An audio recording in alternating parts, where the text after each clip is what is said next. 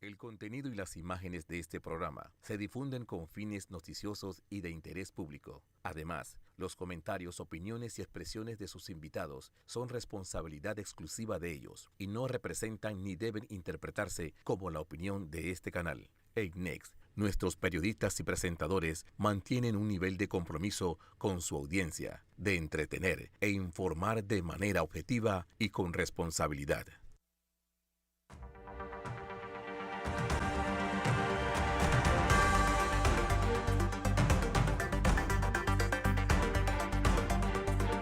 Saludos, bienvenidos otro día de Hablando de Frente los jueves a las 7:30 de la noche. Recuerden que cuando aquí no nos pueden sintonizar, estamos en las redes de YouTube de Vallarino Panamá y de Next Noticias. Hoy particularmente porque el encargado de redes de mi programa se encuentra haciendo un curso de capacitación en Colombia. Hoy no lo van a ver sino hasta el día de mañana, cuando normalmente lo subimos el mismo día que hacemos el programa. Así que a partir de mañana viernes va a estar tanto en las redes de Next Noticias como en las redes de Vallarino Panamá. Vamos a hablar hoy, les quiero contar varias historias. Vamos a hablar de lo que ha estado pasando en la asamblea. He estado presente en la asamblea y de muchas cosas que se han dicho. Pero quiero empezar con una noticia y quiero que producción me la pongan porque tiene incidencia en lo que voy a hablar del resto del programa. Si por favor me ponen la primera imagen que tenemos en noticias. Miren, casos del PAN se caen, absuelven a Marciaga. El empresario Juan Carlos Marciaga fue absuelto de los cargos penales y civiles que le imputaban por el caso de bolsas de comida y piso y techo. Bueno, valga la aclaración que deben ser los cargos penales porque civiles dentro de un proceso penal pues no le estarían imputando cargos. Lo cierto es que es otro caso de muchos que les voy a mencionar, que se les cae a las fiscales, particularmente a la fiscal Ruth Morcillo, que procesó dentro de este proceso a cerca de 40 personas dentro de este proceso. Yo estuve el día que detuvieron al empresario Juan Carlos Marciaga y por eso quiero hacer una referencia a él, pero más que a él, les voy a contar un poquito este tema. Yo quiero que se entienda el daño que aquí hacen ciertos medios de comunicación que se orquestan en una campaña masiva. Porque esto que ustedes vieron que salió, que ha sido una publicación muy responsable de La Estrella de Panamá, es una noticia pequeña. Pero a ese señor le dedicaron titulares, 1, 2, 3, 4, 5, 10 titulares en la prensa, en otros canales, en radio, para agarrar y decir de todo de él hace 6 o 7 años.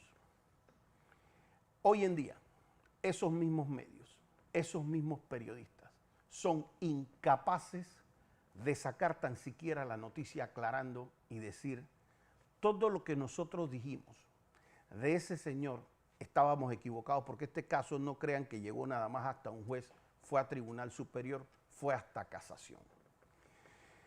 Cuando yo veo estos casos, y son de los casos que empezaron con los famosos testigos protegidos Euro 14, con lo que se armaron de los casos del PAN, no piensen que yo les estoy hablando de un caso puntual.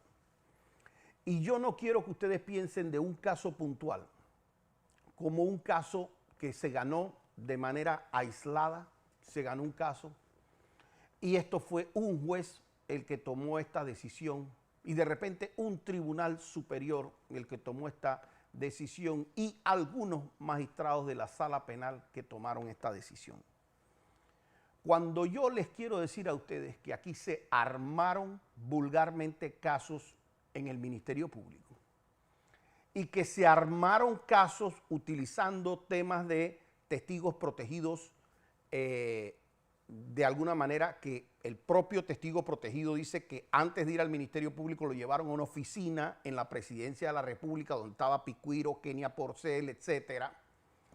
Cuando uno ve estas cosas, se tiene que entender en el contexto. En el contexto de todo lo que hacían en estos casos, y si los fiscales estaban en la razón, yo quiero saber por qué por ejemplo, un caso como el de este se suma a un caso, por ejemplo, como el caso de Mochilas, en donde también pasearon a Lucy Molinar, al empresario Araúz, lo pasearon por todos lados también, y tampoco salieron los medios a decir disculpas. Caso de instrumentos musicales. Los casos de Tocumen, la semana pasada salió una absolución de que no era una anulación, era una absolución confirmada en casación del exministro Frank de Lima. También yo no puedo decir cuántos titulares le han debido dedicar a ese tema de Tocumen. Yo vi ese caso sí lo vi por otra persona que estaba en el expediente y me pidió verlo. Y uno de estos casos estaba relacionado al tema de los estacionamientos, otro de estos casos estaba relacionado a un tema de un local comercial, en donde había habido ya una licitación y se anexaba un pedazo de locales en el terreno, que es práctica común que se hace en el aeropuerto. Y una práctica porque ellos decían que había una ganancia en el tema de los estacionamientos, lo que ellos quisieron llamar 1000 veces sobrecosto.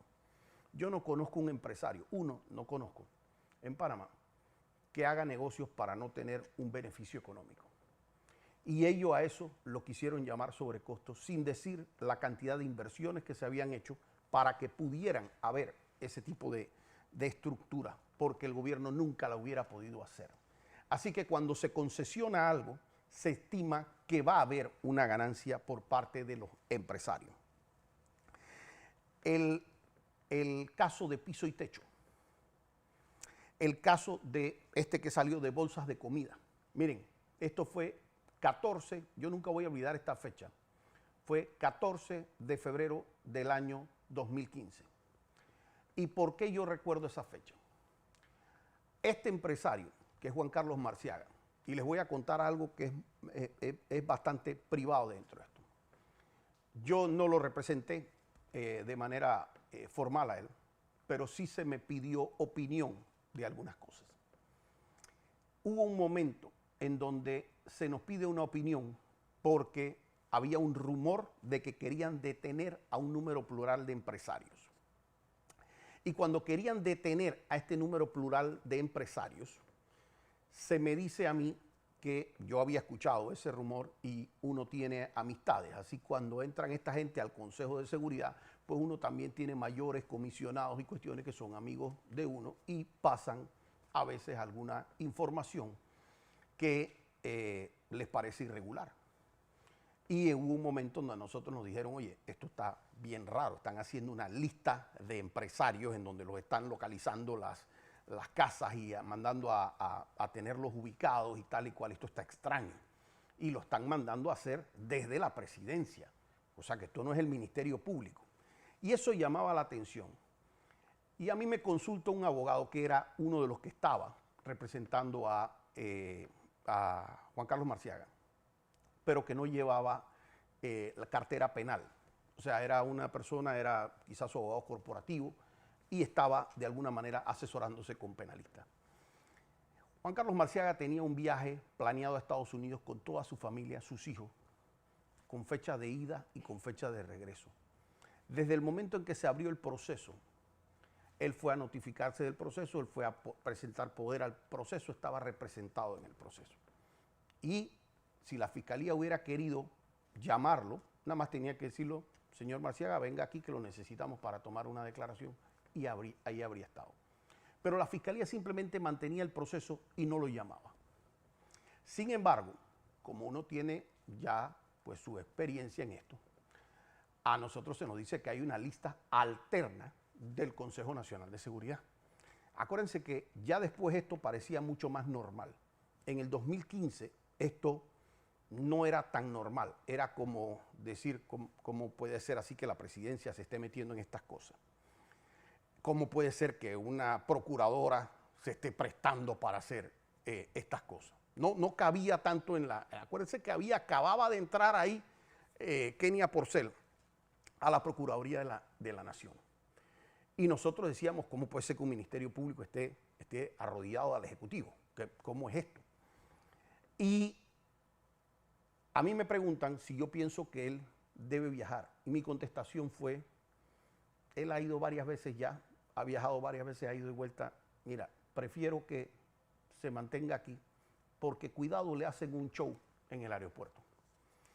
Algo me dijo a mí que eso en efecto iba a ser así. La abogada que lo representaba a él era una ex juez penal, muy formal ella, y fue a ver el expediente el viernes 13 a las 4:50 y tantos de la tarde, es decir, justo antes de que cierre la fiscalía a las 5 de la tarde, a ver si había algo que lo requería para ir a declarar, a ver si alguien lo estaba solicitando, a ver si hay cualquier orden que fuera a la fiscalía, y la persona va y sale y dice, no te están necesitando, no te están requiriendo, la fiscalía no te está pidiendo, así que puedes viajar.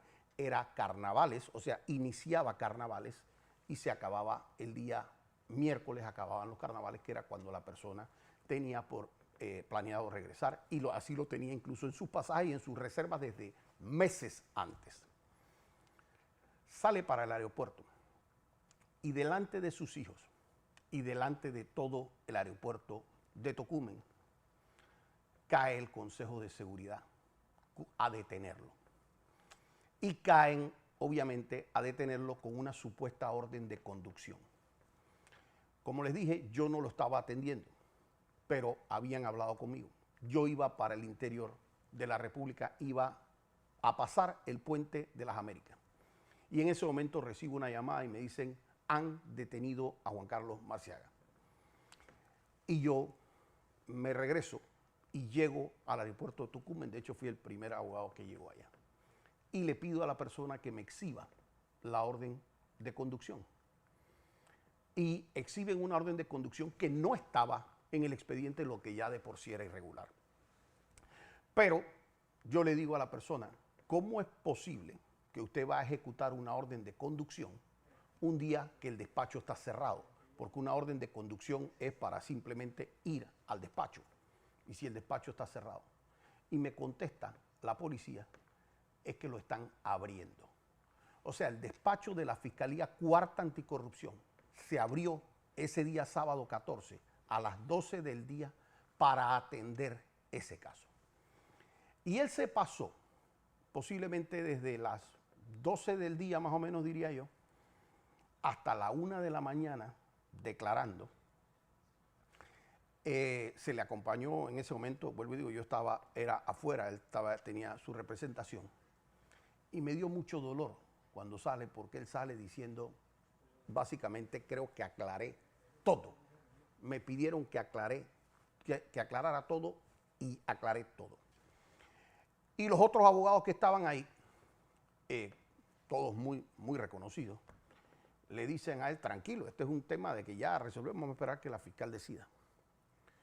Pero como yo tengo algo de conocimiento en esto, yo veo que van llegando 3 unidades que las conozco y que son del departamento de captura de la DIJ. Y los veo ahí parados como gallotes afuera y los miro así y yo dije, se lo vienen a llevar. Y llamé a Juan Carlos aparte, todavía el día de hoy me agradece haberle hecho esa preparación porque él estaba muy, muy animado de que iba a su casa y le digo, mira Juan Carlos, déjame decirte algo que no te van a decir aquí, porque yo soy bien duro para hacerte esto. Pero a ti te van a ordenar la detención. Y te van a ordenar la detención porque esta gente no se va a correr el chance de hacer el show mediático que han hecho, de abrir una fiscalía el día sábado y de tener estas 3 personas que tú tienes acá afuera esperándote para simplemente después decir, no, es que lo vamos a soltar. Así que mi consejo, y le hablé también a la mujer que estaba ahí, o sea, su esposa, y le digo, es que le vayan buscando chancletas, cepillo de dientes, etcétera, etcétera, porque, bueno, digo, ojalá yo me equivoque en mi predicción, pero lastimosamente lo que estamos viendo aquí no es jurídico. No es lo que estamos viendo, esta conducción, esto que te abran un despacho el sábado, y ahí va a estar registrado en su declaración que eso se hizo así, sábado a tal hora, porque aquí en su momento va a haber que exigir responsabilidades. Y él se desanimó mucho, pero le sirvió como para prepararse, porque a los 15 o 20 minutos vino la persona de la fiscalía y en efecto dijo, la fiscal ordenó su detención provisional. Lo hicieron pasar un muy mal rato, estuvo quizás, yo calculo que 2 o 3 meses, 2 meses quizás detenido, en un caso que claramente se sabía desde el día 1 y se le dijo a esa fiscal que el caso se iba a caer. 7 años han tenido que pasar para que salga así. Los medios de comunicación no han salido y algo que yo prometo, que si llegan las personas adecuadas a gobernar este país, yo voy a pasar un proyecto de ley que estoy seguro que va a contar con el aval, para que los fiscales tengan que hacer algo, aparte de poder responder o no patrimonialmente, que eso pudiera ser objeto del debate, pero que por lo menos tengan que hacer una disculpa pública, fuerte y firme, cuando se equivocaron.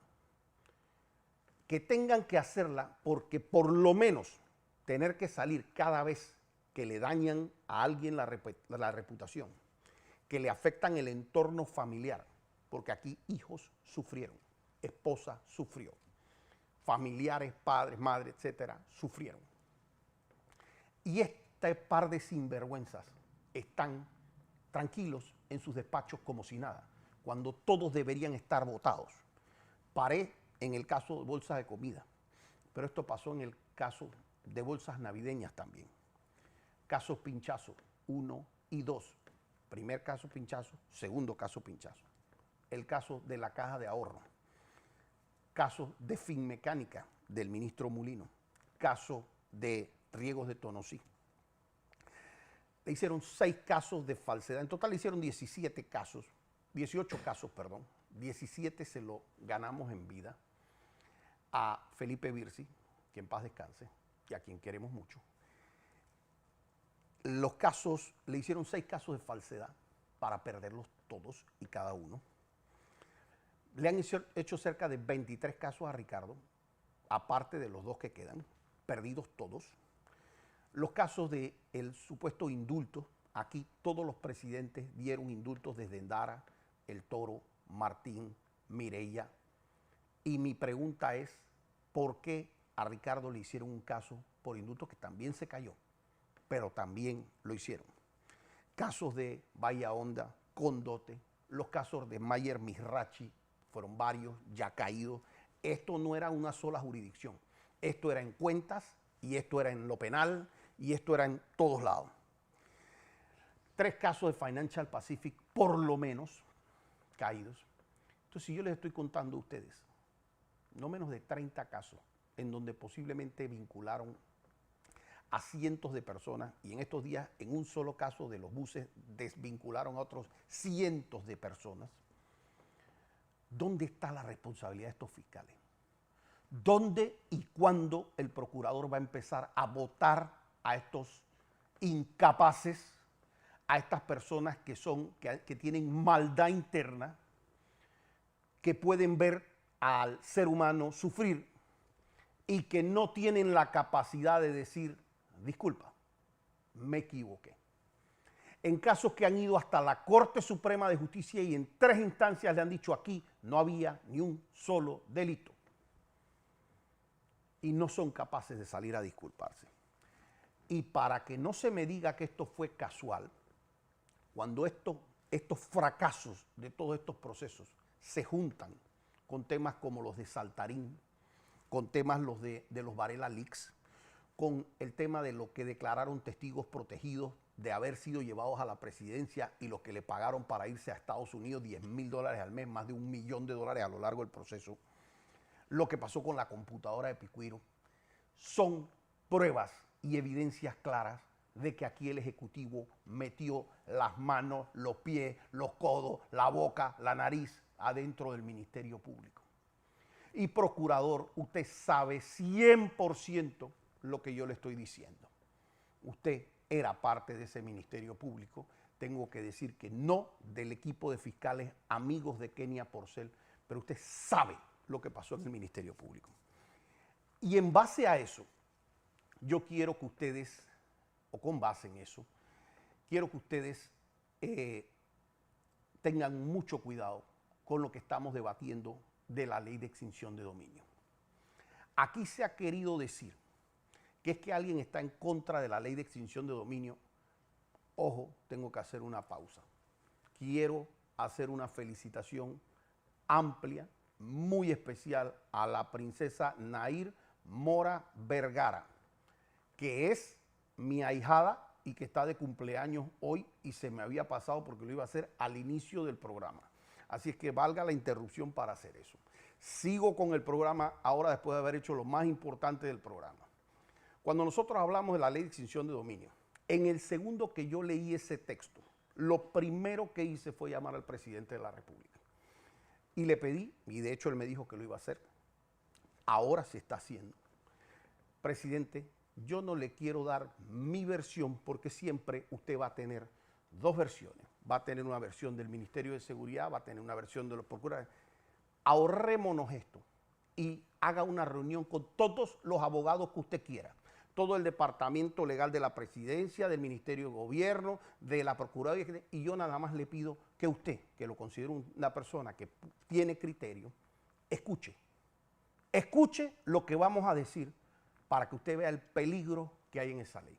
Y me prometió que se iba a dar el espacio de debate antes de aprobar, y tengo que dar las gracias al diputado Ávila, a la diputada Corina Cano, ahí a la diputada Fátima Grasal, a Víctor Castillo, todos los diputados de la Comisión de Gobierno, porque han permitido lo más importante, que es el debate adentro de una asamblea, en un espacio abierto en el que pueden entrar todos los periodistas y pueden estar presentes y en donde estamos todos los gremios.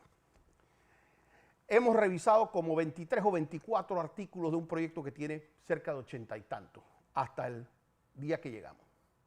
Hemos tenido que cambiar 20 y tantos artículos de los 20 y tantos que hemos revisado, hasta que antes de ayer,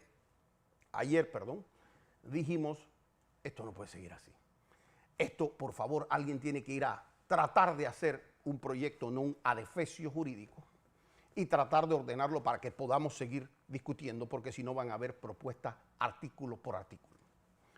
El proyecto que inicialmente, y ahora quiero que me pongan la imagen número 2, por favor, de este programa para que ustedes vean el peligro de esta ley. Esto es la ley de extinción de dominio en Colombia. ¿Para qué la quieren aplicar ahora en Colombia ahora mismo? Esto es una noticia de ayer o de hoy. Fiscalía aplicará extinción de dominio a los camiones que cierren vías.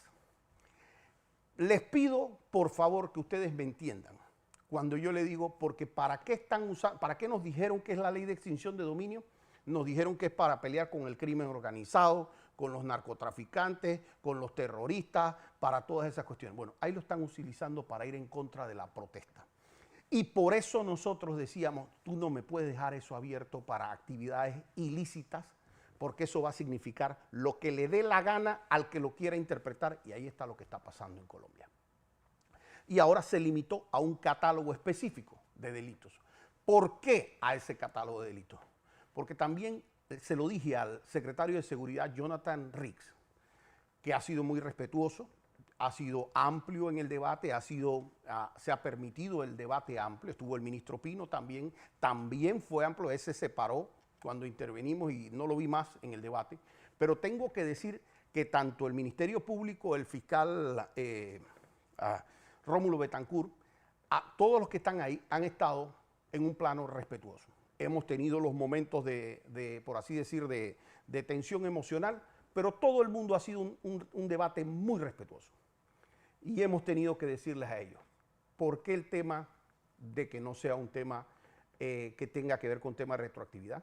Le pregunté al fiscal, al secretario de Seguridad, según ese proyecto, ¿usted pudiera procesar ahora mismo a alguien desde 1903 para acá, sí o no? Y claro que era así. Entonces eso también obviamente se estaba limitando. Temas como, por ejemplo, la buena fe.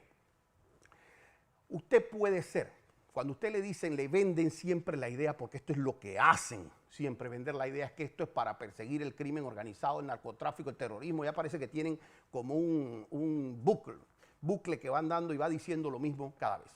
Porque a ustedes le dicen, La ley de sociedades anónimas se hizo para perseguir el terrorismo, los homicidios, tal y cual, tal. Yo no he visto los terroristas que han encontrado y los que han agarrado, los tantos que han agarrado, pero yo sí que vi que acabaron con el negocio de sociedades anónimas, que acabaron con el negocio de los abogados que hacían agentes residentes. Ya los abogados no quieren ser agentes residentes de las sociedades anónimas. Y también dijeron que iban a pasar todas estas leyes de la política de conozca a su cliente y de los bancos y las cuestiones para agarrar a los narcotraficantes y los terroristas y las cuestiones. Y todavía no veo a los terroristas ni a los narcotraficantes que agarran, pero yo sí veo que a las personas que tienen su cuestión para mandar los $100, los $200, esas personas sí están recibiendo, justifique, haga tal cosa. ¿Y qué pasa? Al panameño común es al que terminan, iba a decir una mala palabra, se me iba a ir, es al que terminan afectando. Y termina no siendo efectivo la norma. Y se lo dije al ministro y se lo dije al secretario. Esta ley está aprobada en Colombia, está aprobada en Honduras, está aprobada en Nicaragua, está aprobada en Guatemala, está aprobada en México, aprobada desde hace años. ¿Cuál de ellos es que tiene mejor seguridad que nosotros? Porque que yo sepa, ninguno. Entonces, el tema de la buena fe, ¿por qué era importante? Porque usted puede no ser narcotraficante, pero eso va a perseguir el bien, no a la persona. Y resulta ser que un narcotraficante compró una casa o un carro o una televisión, da lo mismo, y se la vendió a usted. Usted no sabe y ciertamente dificulta mucho que el narcotraficante cuando le vaya a vender la casa le diga, disculpe, yo soy narcotraficante, quiero venderle mi casa. Disculpe, yo soy narcotraficante, quiero venderle el carro. Entonces, como eso no va a pasar, usted va a comprar una casa o va a comprar un carro, va a comprar un bien, etc. Y si la fiscalía detectaba ese bien en mano suya, le iba a caer a ese bien.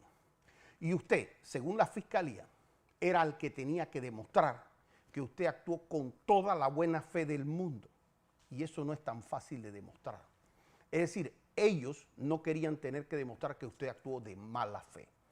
Y esos son pequeños detalles que se han ido cambiando en una ley, que tengo que decir, al artículo 23 o 24 que vamos ahora mismo, han habido cambios sustanciales. Sin embargo, le dije a los comisionados diputados, quiero que sepa que por parte de nuestra asociación, y creo que es un planteamiento de todos los abogados en general de los que estamos ahí, estamos funcionando sobre un proyecto que es una aberración total y que lo que estamos haciendo es que sea menos malo. Bajo ningún concepto acepte que nosotros estamos diciendo que eso sirve. Aunque nosotros participemos y terminemos haciendo el proyecto, al final de cuentas lo único que vamos a hacer es que sea menos malo. Y les decía, y con esto termino, porque se lo dije al secretario de Seguridad, al ministro, al de la Procuraduría. Yo le doy este celular y le digo, agarre, mande correos electrónicos, mande WhatsApp, agarre y mande mensajes de voz, haga dibujitos, haga lo que quiera, métase en redes sociales. Y le presto el celular. Y usted me dice, no, es que yo no puedo hacerlo. Entonces no es el celular el que no sirve. El que no sirve es usted que no sabe usar el celular. No me diga a mí que no tiene la herramienta idónea para hacer eso. ¿Y a qué venía eso? Y no me refiero ni al secretario ni a Rómulo, ojo, ellos son personas que creo capaces. Me refiero a las personas que están ejecutando en el sistema. Que no me digan a mí que un fiscal ahora mismo no puede agarrar, y por los últimos 30 años ha sido igual y más, que él no puede agarrar y secuestrarle y aprenderle todos los bienes a cualquier narcotraficante hoy en día. Que no puede aprenderle los bienes a que estén destinados o que tengan en uso que ver con terrorismo. Actualmente eso se puede hacer y toma 2 o 3 días hacerlo. ¿Qué es lo que pasa? Que cuando usted toma la decisión de aprender bienes y toma esa decisión, usted también toma la decisión de probarle a la persona que está en narcotráfico o que está en algún tipo de crimen organizado. Y si usted se formó como fiscal y usted es una persona capacitada como fiscal, entonces usted se va a dejar de chistecitos y usted va a dejar de estar relacionando a las personas diciendo yo tengo un testigo protegido y yo tengo un informe anónimo de inteligencia diciendo que él está vinculado. Así que con eso lo vinculo, hago mi espectáculo mediático y me voy 3 años después a un juicio. Porque cuando usted tiene a esa persona en juicio y usted tiene al policía en juicio, como pasó les puedo decir, desde el caso del búnker hasta muchos otros, y usted le pregunta al policía, ¿y esa información anónima? Usted dice que es anónima, que si usted no conoce a la persona, ¿correcto? ¿Sí o no? Sí. Entonces, ¿qué valor le va a poder dar un juez eso en juicio? Cuando dicen es que una persona anónima que no quiso identificarse, ¿cómo usted me clasifica esa fuente? Entonces usted fiscal, si tiene 2 dedos de frente, usted debe saber que ese caso se le va a caer. Entonces no le eche la culpa a la herramienta, no le eche la culpa a la ley. Échele la culpa a su vagancia, échele la culpa a su falta de capacidad de investigación. Y si usted quiere, échele la culpa a que el sistema no le ha dado recursos para hacer X o Y investigación que pudiera pasar, para ser justo con algunos fiscales. Entonces, el tema no está en cambiar la ley y en poner otro recurso, porque esas herramientas que se le han dado a las personas, subir las penas, cambiar los sistemas, permitir la ley de crimen organizado, todo eso se le dio al Ministerio Público. ¿Para qué? ¿Qué es lo que han logrado con eso? Fiscales hay muy capaces, pero aquí no se está desarrollando una carrera adentro del Ministerio Público. Yo conozco fiscales que da gusto verlos en audiencia y en juicio, muy capacitados, pero tienen a un par de personas en puestos muy sensitivos del Ministerio Público sin la menor capacidad para realmente irse a parar a una audiencia. Y por eso es que las audiencias se le están cayendo. Entonces, cuando el secretario de Seguridad me preguntaba a mí, licenciado, ¿y entonces qué vamos a hacer con los bienes de aquellos casos que se caen porque no se logran no se logra acreditar las pruebas de eso? Cambiar al fiscal. Cambie al fiscal, bótelo, ponga uno nuevo, llévelos a estudiar, haga lo que usted quiera, pero entienda que esa nueva ley, si usted no prueba tampoco, también se le van a caer los casos. Y a eso es lo que yo quiero que entiendan, que no se puede, que porque la fiscalía no prueba lo que tiene que probar en juicio, vamos a hacer un proceso y vamos a diseñar un proceso donde no haya que llevar pruebas. Porque yo le dije al secretario y al enviado del procurador, se lo dije a él, si nosotros estamos sentados en esta mesa bajo la premisa de que todas las personas que van a un juicio son culpables, mejor nos levantamos de la mesa y nos vamos. Ustedes hacen su lista de a todas las personas que le quieren quitar los bienes, todas y cada una, y se le quitan los bienes y aquí no ha pasado nada. Pero si nosotros tenemos bajo la premisa histórica de que muchas de las personas que el Ministerio Público ha llevado a juicio salen en efecto inocentes, pueden ser inocentes, como puede ser que se hayan ido algunas no inocentes, pero si tenemos la posibilidad de que eso ocurra, también tenemos la posibilidad, ya ha sucedido, de muchas personas que están mal culpabilizadas dentro de un proceso penal.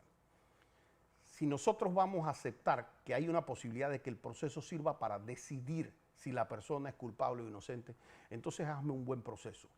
Hazme que tenga que tener pruebas. Y hazme que si tú vas a decir que Juan es narcotraficante, prueba que Juan es narcotraficante y quítale todos los bienes que te dé la gana. Pero tú no me vengas a decir que es que yo te tengo que probar y Juan te tiene que probar que no tiene nada que ver con el narcotráfico y si no le quitas todos los bienes.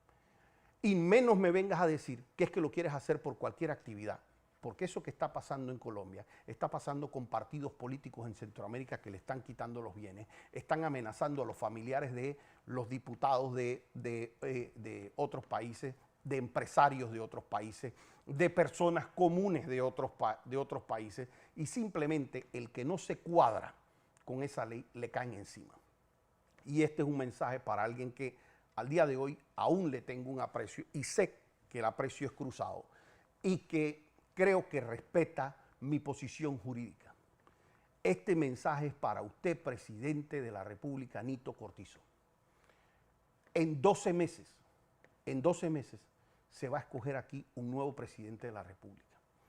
Usted y el grupo que lo rodea tiene que hacer leyes para cuando no se está en el puesto. Usted puede tener la mejor intención de no hacer una persecución política con este proyecto. Pero este proyecto lo hubiese tenido alguien como el que hizo esta cantidad de casos del año 2014 al 2019 y este no sería el país que hoy día tendríamos y cuidado, lo tendríamos altamente revuelto. Los veo así hasta el próximo jueves aquí Hablando de Frente.